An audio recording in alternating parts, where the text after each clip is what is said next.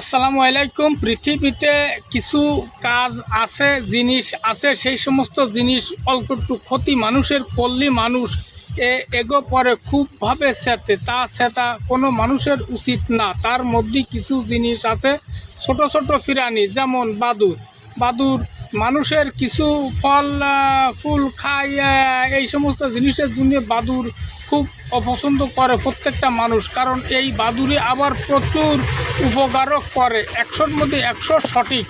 যেমন পোকামাকড়গুলো খেয়ে ফেলায়, তারপর মশা মাছি এই ধরনের রাত্রে কিছু বিষাক্ত পোক চলাফেরা করে, এই সমস্ত জিনিস ওরা খেয়ে ফেলায়। এই সমস্ত জিনিস খায়, এতে কোনো উপকার মনে করে না, মনে করে আমার সুপারি, নারকেল, পেয়ারা এই সমস্ত খাইছে, এর লেগে খুব অখুশি হয়। যেমন কলা খায় রাত্রে এরা, তা এই সমস্ত জিনিস অল্প একটু ক্ষতি করলেও এতে আবার বিশাল উপকারও করে।